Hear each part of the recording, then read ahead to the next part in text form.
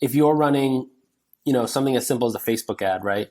Instead of running a Facebook ad that just pushes an offer, it's better to take somebody to an article maybe that tells you why the company was started, or tells you about a customer experience, or maybe it's even an influencer or a creator, talking about how this product impacted their life and, eventually led them to want to make this video. It's basically how do you, across every touch point, and I think it's not just in ads. It could be in a billboard, it could be TV, it could be ads, but it's also things like, when you open your box for the first time and something pops out, right? Whether it's like a nice welcome note with a batch QR code at the bottom so that you can easily reorder, right? It's the concept of like, how do you do things that are pleasant and enjoyable for the end consumer, but at the same time have the capabilities of, whether it's getting that reorder or getting that first purchase in the first place.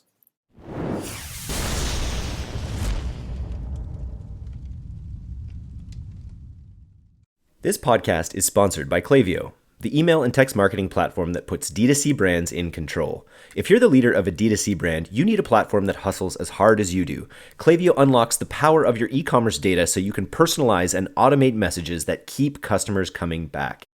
D2C brands communicate with Klaviyo.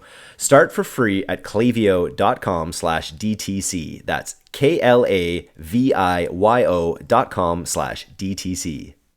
Hello and welcome to the D2C podcast. I'm Eric Dick, and today we have one of the legends of the D2C space, Nik Sharma. Now, besides being the D2C guy on Twitter, Nik is an investor, advisor, and operator to some of the fastest growing brands in CPG. Welcome to the program, Nik. It is great to be having a meeting of the minds with you. How you doing? I'm doing great. How are you doing? Thanks for having me. Yeah, it's a long time coming. I think I've been following you on Twitter for a while, and I love what you're doing in the space. I think there's a lot of ways we can collaborate. So let's start with this concept of performance branding. But before that, I want to go one step higher and talk about what is the state of the D2C brand in 2021. I know there was a period of things that were called blands, where you just had, the right kind of font and the right kind of pastel, and you really could nail a brand. But where are we at with 2021 and your concept of branding? Yeah, so I think there was a few different waves. I think the first wave was like, if you sold online and you had some kind of online commerce component, whether, thinking back to like Native Deodorant, Movement, Gymshark, those types of days, you could do pretty well. And even like at Hint, I would say, our commerce platform was pretty terrible, but we sold a good product and it was online. So the real benefit was like it gets delivered to your door. It was all about convenience at first. And on the flip side, on more on the brand side there, it was all about, how can you get eyeballs? Because this concept of like buying from brands wasn't necessarily super new, but it was fairly new to most people, and fairly novel to have like good site experiences.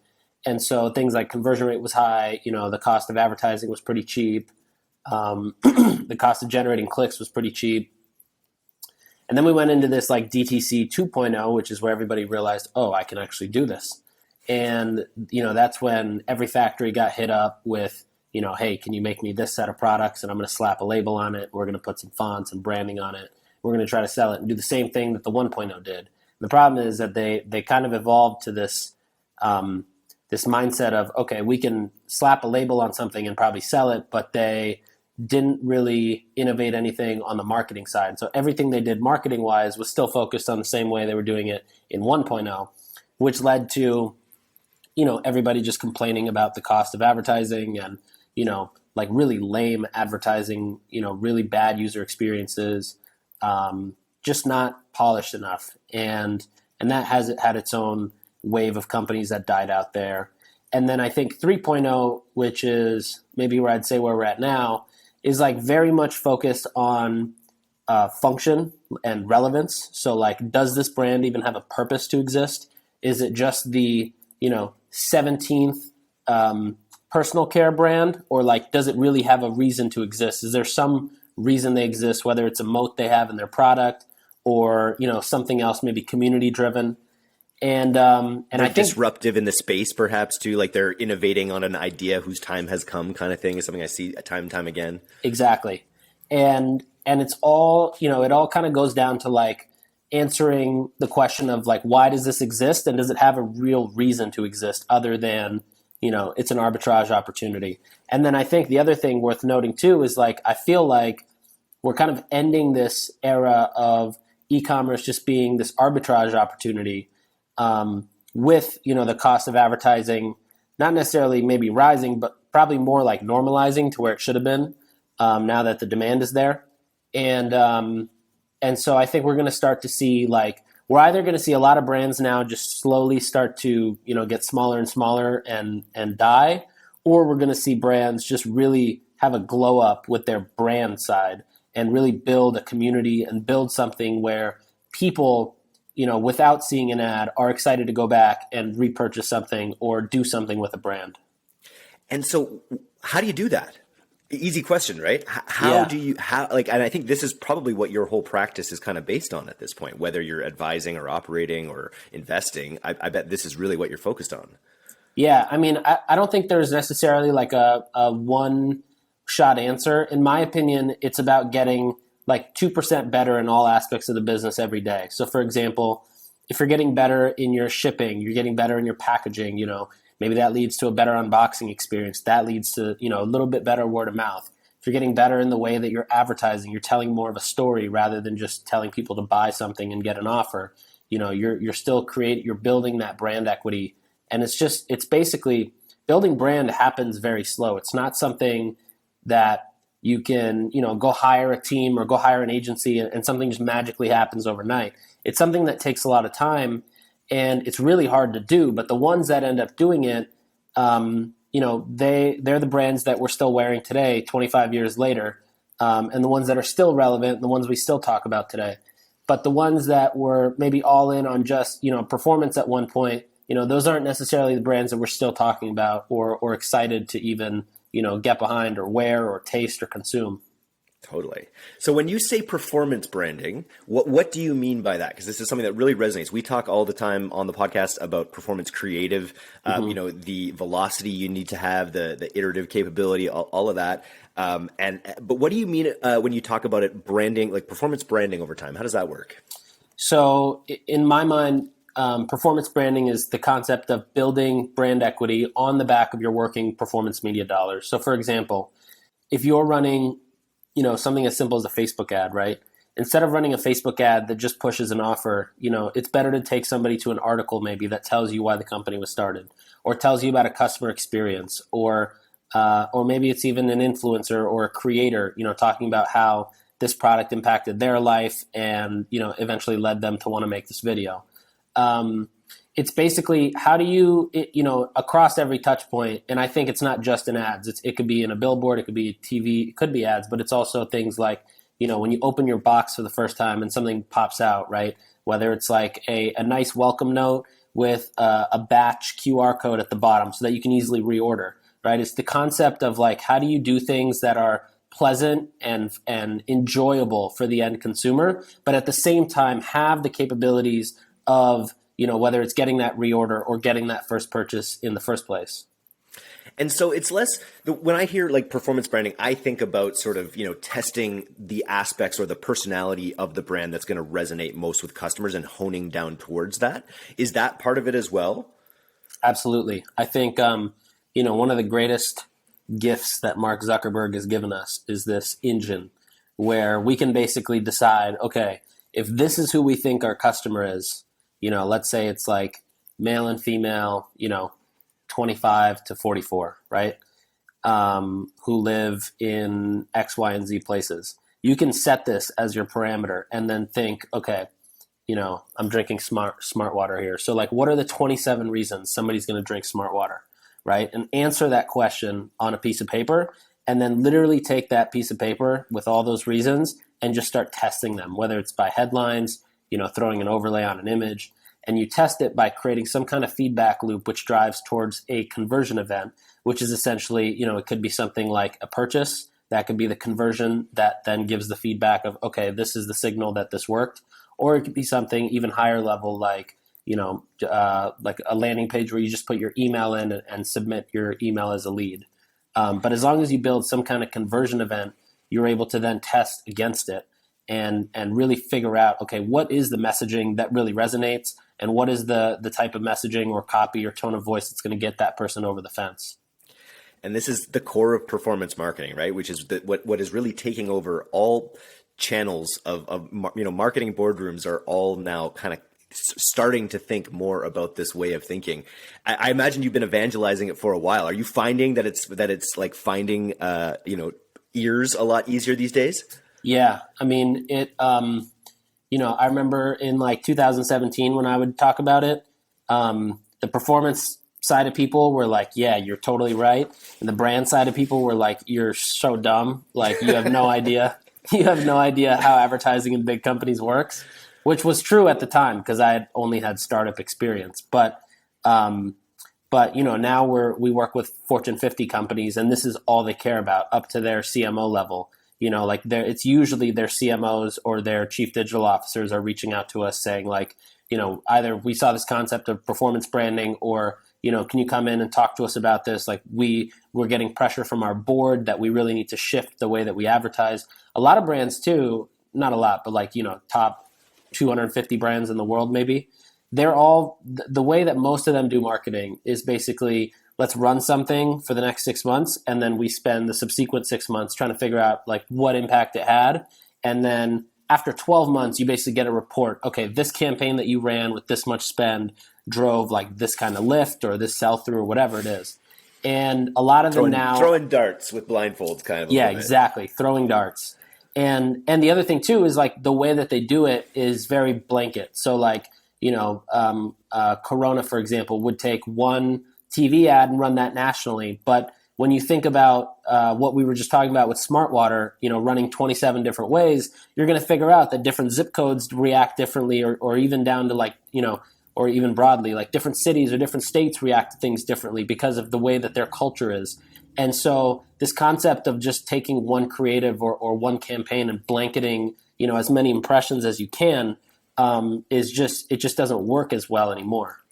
It's such an interesting, when I hear people talking, I was just talking on a podcast yesterday, and we were talking about just the stream of innovation you need to have as a D2C founder, as a business owner in this space. And I think about it versus the way that big corporations, sort of the big CPG, top 10, top 20 CPG brands, the way they sort of formed. And it's like by forming the supply chain lines of the entire retail infrastructure, it's like it sort of enabled this kind of, spray and pray style advertising, because they knew that they had their channels locked in a lot of these cases. I'm simplifying it too much probably, but whereas now it has to be this ongoing, refreshed, constantly refining relationship you're building and maintaining with your customers. Yeah, 100%. And the customers too, in a lot of the brands that we touch, the customers is where we look when it comes to innovation on where are we pushing marketing dollars, or where if it's a physical product sold in stores, like the customers online is what's helping the offline teams figure out where they need to go harder. And then it also helps us really understand in other brands like the product roadmap, right? What is it that people are asking for, and how do we then create the solve for what they already trust us and come to us for? And then secondly, in the marketing too, what are the things that everybody has a question about? Or, if you look at customer service for most D2C brands, I'd say 95% of the inquiries are about the same, 5 to 10 things. And so being able to take those insights, whether it's from ad comments or, social media comments, DMs, customer service inquiries, and then figure out how to put that back into the brand, is just, one, it works, but two, it's just another way to help build that brand up front. Nice. We have a section here called guest opinions from the pre-interview you did with Thomas here. And I just want to ask about this opinion because it seems like a really great idea. The easiest thing you can do as a brand is drop your customer acquisition costs by 30 to 40%. Seems like a no-brainer. Why doesn't everyone do it? So honestly, it's a good question. I mean, I've tried to make it so easy for everybody to do exactly what we do when we get paid to come into companies, right? Like one of the main things is a lot of times companies are obviously focused on digital customer acquisition. And one of the first things we'll always do is, okay, understand what is the creative, like from a perspective of, are they running good video? Is it engaging? Does it hook you? Does it hit a punchline that really hits home? And then, when you click that ad, like, where is it going? Is it going to the homepage? Is it going to a product page? Is it going to a landing page? Is that page optimized? Does it tell a story? By the time you get to the bottom, do you have any questions? And so, so in my opinion, the best thing any brand can do is just build a very simple landing page. And, a super simple one you could see is like, if you go to orgain.com/welcome, and if you want to get even more complicated, you can go to like poopery.com/BYOB. And those are two different examples that we created where you kind of understand what it is, how it's going to help you, and how do you get it. But at the same time, there's different points of relevance for a customer who's probably going through there to understand, I know this, so comparing this to this makes sense.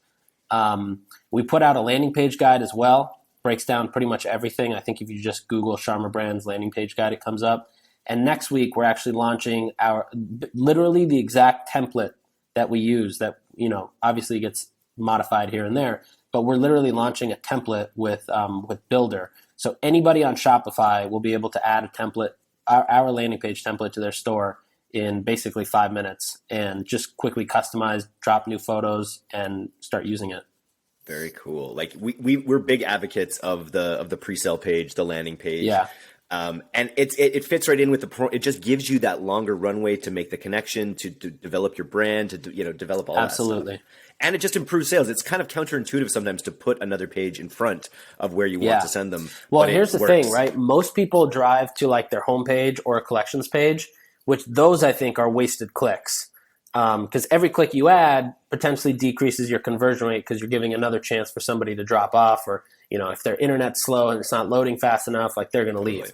But when you go to a pre-sale page or a landing page and you can get everything answered, you're almost it's like you're not trying to get them to buy. You're almost just convincing them for it to be their idea to come buy your product. Love it. I think I definitely preach that. I'm wondering, what are your observations about the post iOS 14 world? Are you noticing? Have you had to shift any of your operations? Your thinking is, I hearing you talk, you sound like an ad guy from the 60s. Like doesn't have a story, doesn't answer the question. Like just the simple, straightforward stuff that you need to think about instead of all the bells and whistles quite often. So I'm wondering, what is your mindset on the changes that we're experiencing in iOS 14? Yeah. So in most things we're seeing, a lot of brands have definitely pulled back their media spend a good amount. At the same time, though, the brands with really good brand equity and also just a phenomenal product are a lot, and really good product market fit from the beginning, right? They were spending on Facebook to extend the reach and extend the amount of eyeballs they could get into an acquisition machine that was already working because they had a good product market fit. Those brands, not really affected at all. Their MER, media efficiency ratio, which is basically your overall media spend, overall revenue. It's like ROAS on a larger scale. Pretty much stayed the same, right? They probably had a lot of reporting issues like on platform, but when you zoom out and look at the overall efficiency, that actually didn't really change. On the other hand, the brands that, back to that like DTC 2.0, the ones that were really spending to try and prove product market fit or spending to try to become relevant in the first place without like really building a brand or a foundation that people were already into, those are the ones that got hit really hard because their sole customer acquisition channel was usually Facebook and Instagram ads. And the way the platform works is basically it takes the inputs of what happened with the last dollar to dictate where it's spending the next dollar.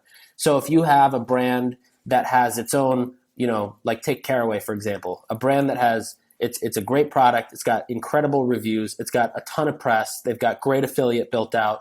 They've got great SEO, good content, good social strategy. Like they were probably not as affected as maybe, the 28th Men's skincare brand, which didn't really have a purpose or really a brand built, but maybe they found efficiencies in their Facebook ads because they were serving the right ads, the right time, the right messaging, but they're not that pixel or that account is not able to get the same level of efficiency without having the feedback coming in constantly, because it doesn't really know who to go after.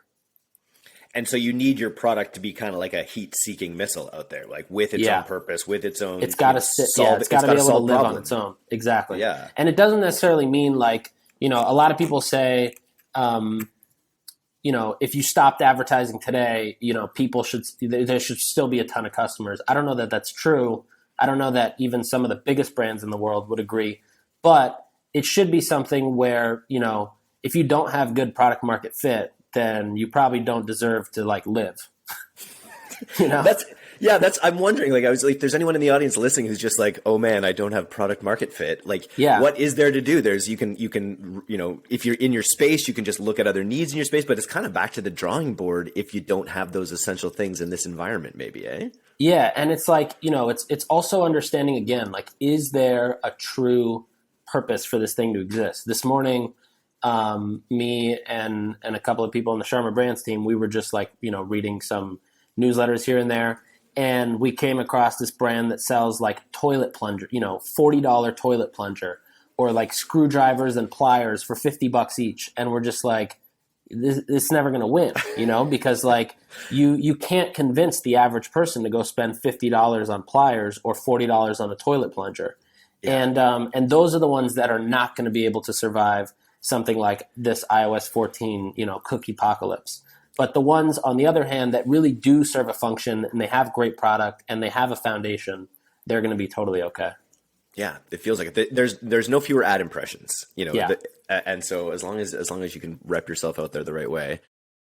Need high-quality, fully licensed UGC? With Mini Social, you can produce beautiful, authentic, and fully licensed user-generated content featuring your products with micro-influencer creators. DTC brands like Native, Olipop, Hydrant, and others love working with Mini Social as a way to populate their organic social acquisition channels, website, and beyond, while also competing dollar for dollar with traditional influencer activations on Instagram and TikTok. Get started on a campaign at minisocial.com today.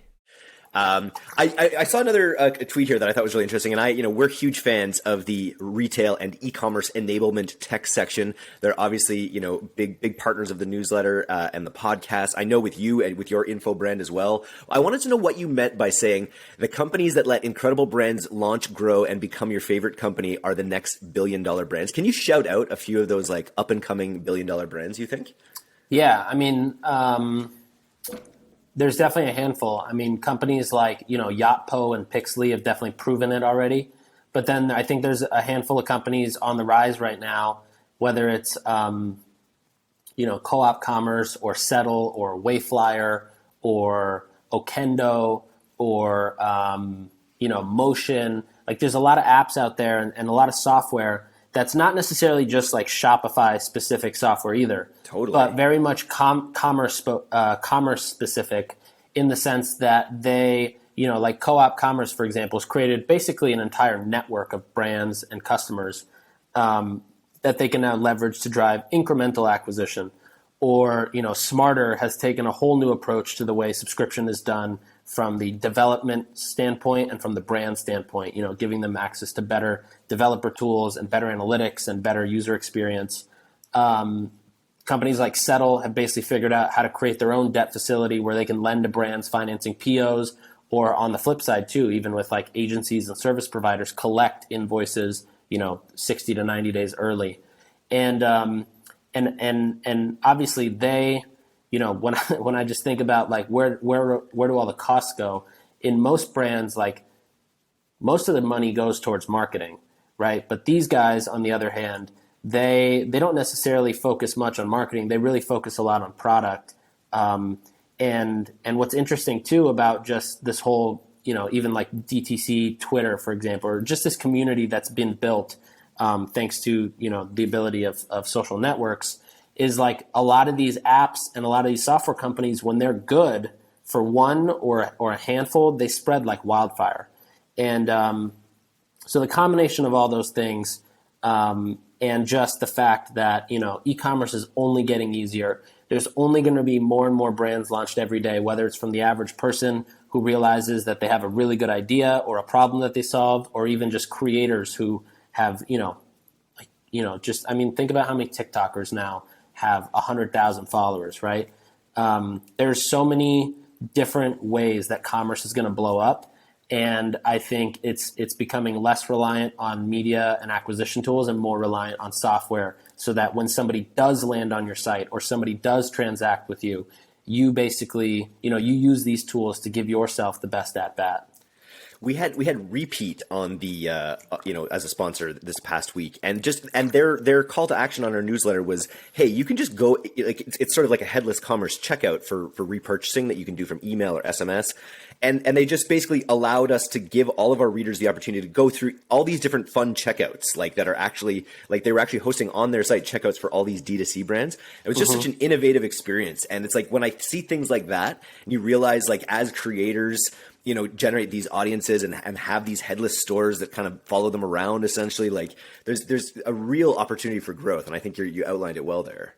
Yeah, absolutely. Nice. I wanted to ask, like, I see here you worked a little bit at VaynerMedia. What was that like? It was a pretty fascinating experience. It was really cool to see, the 17 companies that Gary runs at the same time. And also just the environment within Vayner. They're insanely focused on getting a lot of these large Fortune 100 brands really up to speed on the digital side and even on the non-digital side. Overall, it was a real fascinating experience. I think they're definitely years ahead of a lot of other agencies, and I would say they're probably also super underrated for the capabilities that they have. Amazing, and great learning for you, who's taking this path of sort of the name consultancy, right? Which is a little bit different than an agency. What's that been like putting yourself out there at this level and building your business kind of around your consultancy persona? Yeah, so initially, that was not the plan. A friend of mine, Dylan Drews, actually, jokingly would always just call me Sharma Media, or he would just call me Sharma Brands. And so, then I was just like, all right, well, I'll just take that. It's easy enough. I don't have to think of another name. But It's been cool in the sense that, I think of it similar to like, this is going to sound cringe, but similar to like an influencer with their own brand. So like Kim Kardashian and Skims, or, Simon Huck and Judy, or, of course, now I can't think of other brands like Mr. Beast and Beast Burger. Yep. But in the sense that like it brings a face and a personality with it. So it's like, you'll never get, You'll never feel like you're just talking to an agency, or, even I notice it in the way that people even write into us when they want to work with us. It's never like, hey, we're looking for your services. Please let us know like when we can set up a time to chat. It's always leading with like something that is personality driven, or something that's just more fun and like really, feels more humanistic, I guess. But yeah, it's been great. I mean, everybody expects me to be on everything, which kind of sucks, but at the same time, you gotta take on everything. Yeah. At the same time, it's been really cool to also just kind of learn this concept of creating a flywheel between like a personal brand and a consultancy. And then, now next week, and your content brand, right? Yeah, exactly. And then next week I launch a rolling fund. And so that's going to become a part of this flywheel as well. So I think more than anything, it was really cool to understand and probably just like learn this whole process. And the content brand is the real, like, coming, this is what we're doing with D2C and Pilot House. Like the content piece of it has got, like, how much is that fueling the rest of your business in terms of the contacts you're making and things like that?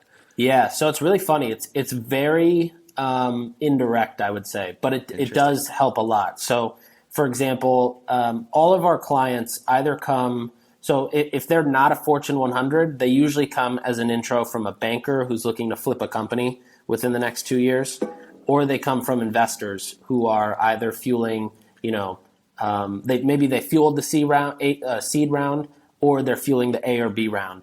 And then usually they'll connect their companies with us, and at that point they've already kind of understood, okay, there's a good understanding that we're probably going to hire Sharma Brands.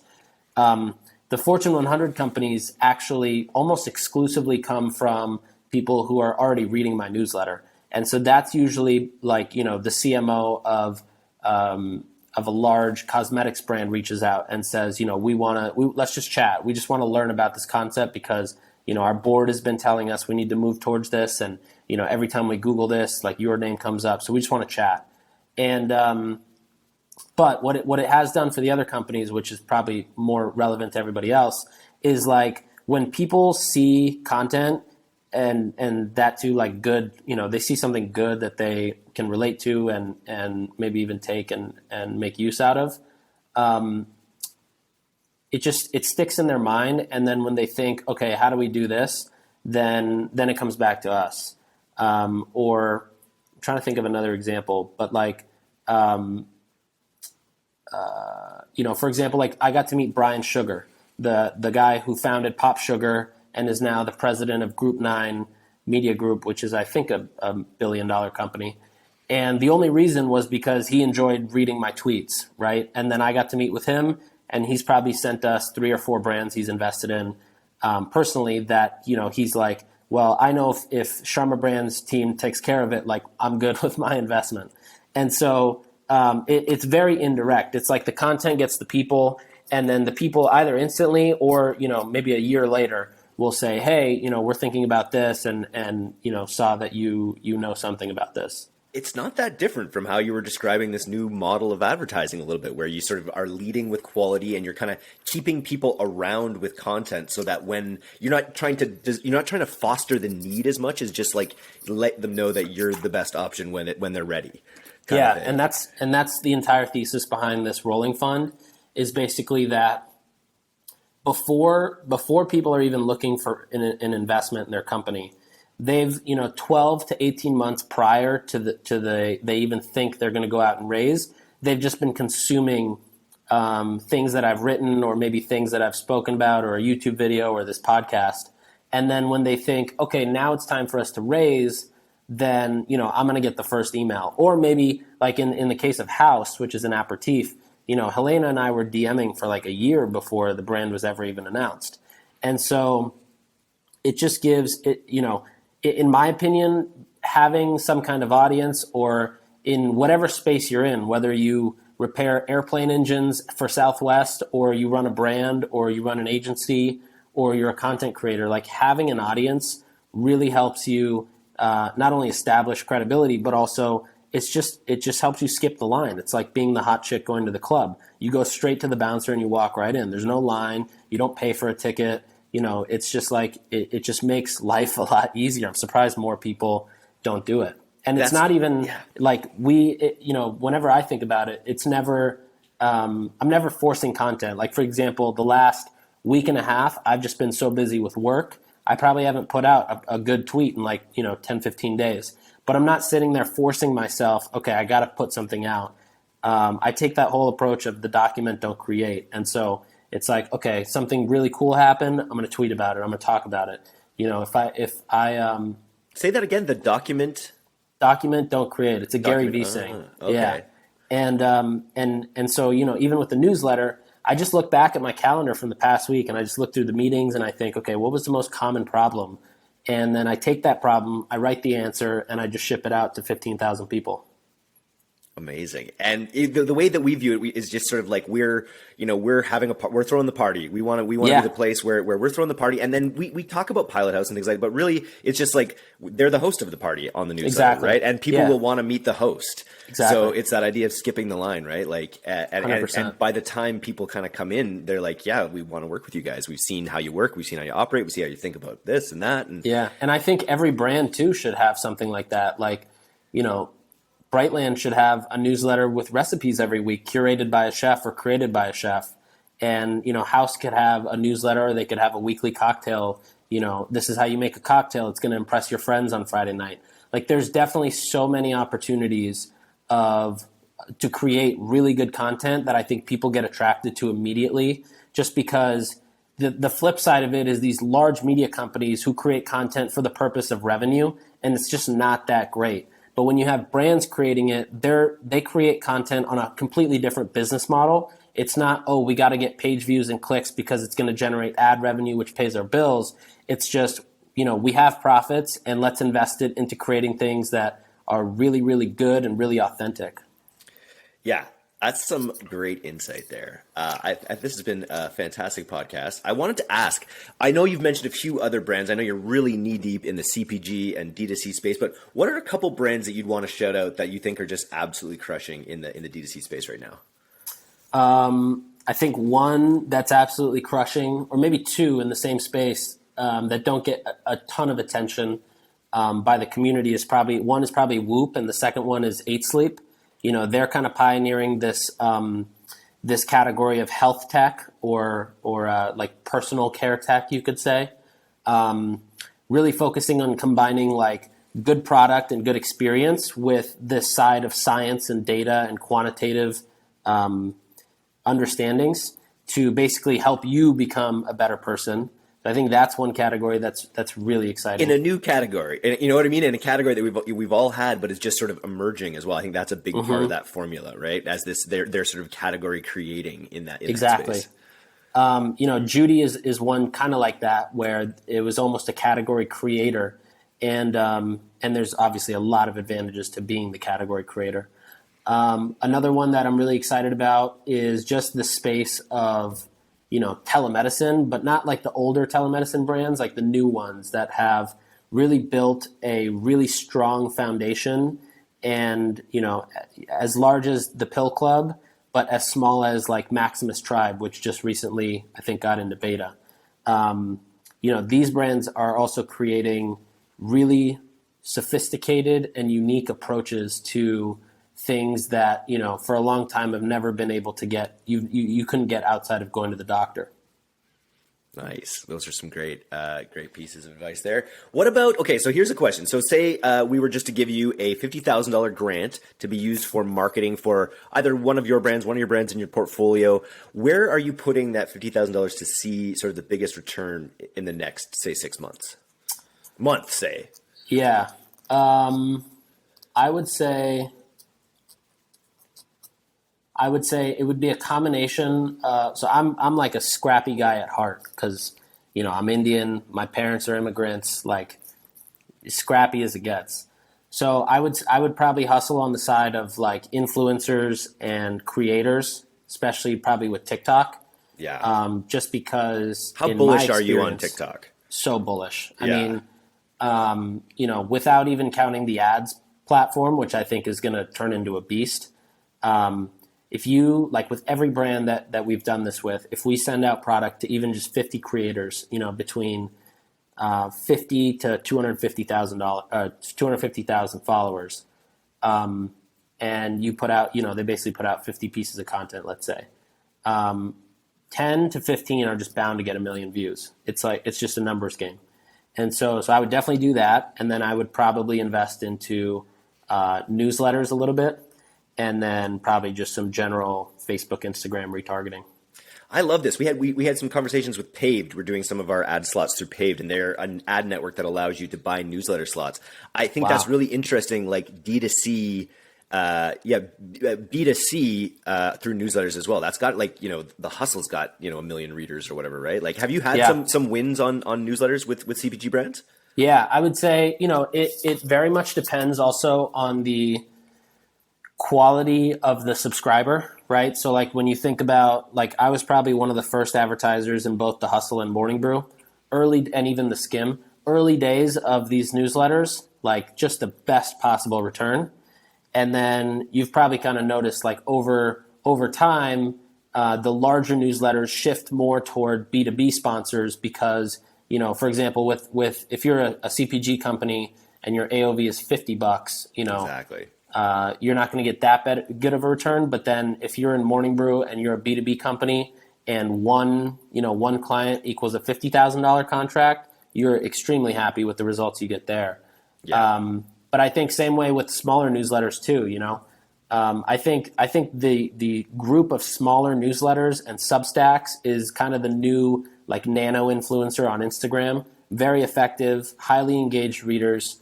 And we're talking newsletters with like, you know, 60 or 50 to 60% open rates and 15 to 25% click-through rates. Unreal. Yeah. That's an excellent knowledge bomb to leave people with. And you mentioned Scrappy. You know, I come from an affiliate background where Scrappy was the name of the games, click arbitrage. You know, Yeah. Do you have a favorite Scrappy marketing story that you can recall? Favorite Scrappy marketing story. So something where you did something in quick and dirty in a short amount of time and pulled it out. Yeah, so we had a cleaning brand last year that we worked with, a home cleaning brand. It's very, very premium brand and very elevated branding, photography, etc. The product was all glass. It was a beautiful product. The problem was that they were marketing it almost like a luxury item, and obviously when you look at the Louis Vuittons or the Ramoas of the world, they're not necessarily driving the landing pages. They're not doing anything fancy because they've spent 100 years building their brand. But this was a brand new company. And so, they basically put $2 million in at this point between R&D, brand identity, running media. And they were at a point where they were going to say, okay, it's time to just scrap this. And so we were already working with them. So we just said, hey, we went to the president and said, give us some cover from the brand team. Give us 2 weeks, ship us the product. Or no, this happened after we got the product because we actually used the product ourselves and thought, holy cow, this product is phenomenal. Nice. And that's when our wheel started thinking how is this being marketed so bad when the product quality and the product itself is just so amazing? And so we asked for cover from the brand team, and basically, the 3 employees that I had at the time, we all filmed UGC ourselves with our iPhones. EGC, employee-generated content. Employee-generated content. We talk about it all the time, yeah. Yeah, and so and we filmed it, and it was all natural because the products were just so good. All of us loved the product. And we cut it up with a video editor, added basic subtitles, nothing fancy. We started running it with an ad to a beautiful landing page as well that was very conversion focused, not just like a homepage with no real info. And all of a sudden, their acquisition costs went from 150 down to basically 30. They went from doing 20 new customers a day to maybe 150 customers a day, and that was just kind of the starting point. And then it just took off from there. But it ended up saving the brand. It was extremely scrappy. All the videos were created on probably with the editor a $300 budget. Yeah. And it was all just about okay, let's really understand why do we like this product. And so we wrote down why we liked the product, and then we went through the actual reviews of the product, and we just made a tally. Okay, this person mentions scent, this person mentions non-toxic. We made a tally of the top 5 things. And then when we looked at it, we just said, okay, we're going to talk about these 5 points, ranking from the most tallies to the least tallies, and that's how we created our EGC ads. That is an unreal story. I was just talking about this in an AdLeaks post I was making today about the ease that you can still knock off these kind of TikTok creatives and what really works. We call them scrappy, but it's also they're authentic and they come across super authentic. And the raw, reason they authentic, work, the reason they work is because when you're scrolling through your feed, right, especially on Facebook, Instagram, YouTube, Pinterest, and Snapchat. These are all feeds that you curate yourself, right? You're going there and you're looking to be entertained. Yep. On TikTok, for example, they entertain you, right? You're not curating your feed. I mean, you could with the following section. But everyone's on the For You page. Everyone's on For You page. And so, and I think there was some report today that came out said something like 95% of videos are viewed on the For You page. Wow. And so anyways, when you open Facebook, right, just think of yourself as a person. Why do you open Facebook? Do you open Facebook to go look at a billboard, or do you open Facebook to go get entertained, right? Yeah. And so as long as you're entertaining, I mean, at TikTok, we had another client, a liquor brand that we worked with, and they were getting, probably around a 1.3% click-through rate, and their baseline was 1%. And I was like, guys, we can at least get 3.5. And so we just tried a bunch of stuff. One of them was TikTok. And so we just had, a few people create some TikTok videos. We ran it. All of a sudden, 5.5% click-through rate. Now 5% became the baseline there. And it's all just because, somebody opened the app, and what does well on Facebook? Videos that are entertaining. That's all really Facebook is. And posts from friends or relatable stories. So as long as your thing is either a good story or it's some kind of video that feels like it's entertaining, or is entertaining, that's how you're going to win. You just have to be native to the platform that you're in. Man, I gotta say, this is one of the value bombiest podcasts I've ever recorded. So I want to thank you so much for coming on today. If people want to get in touch with you, I imagine Twitter would be the way to go. How do you recommend? Yeah, Twitter is the easiest. Just at Mr. Sharma on Twitter, MrSharma. And then the other easiest way is if you cold email me, there's a good chance I'll respond if it's a really good. I'm a cold email nerd, so if it's a good cold email. Yeah, if it's a good cold email, I'll respond instantly. If it's a bad cold email, I won't. But if somebody reads my newsletter, if they subscribe to my newsletter, which is just nick.co/email, and they respond to that, then I try to respond to everybody. Who's your best cold email that you've reached out to? Probably Mark Cuban. I have the same one. I reached out to Mark Cuban as well. You got back to me in 5 minutes. Yeah, he's every time I've emailed him, he responds in less than 5 minutes. Yeah, and that's hilarious. And all you have to do, I think, is just make it. We should do a whole episode on cold emailing. But all you have to do is just make it really easy for them to say yes or no. That's it. Yep. Yeah. Tell them what's in it for them. I also emailed Jordan Peterson and got a response back one time. Wow. So that's a little controversial, but yeah. to keep that off the pod. Nice, man. Okay, this was a lot of fun. I look forward to future collaborations. I know we're going to be doing some cross-publishing. Yeah. And so both of our audiences can look forward to that because I think there's a ton of ways we can collab. Absolutely. Awesome, brother. Thanks again. Thank you. Bye.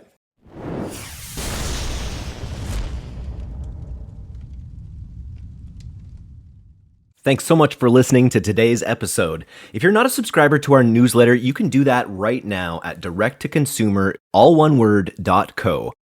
I'm Eric Dick, and this has been the D2C Podcast. We'll see you next time.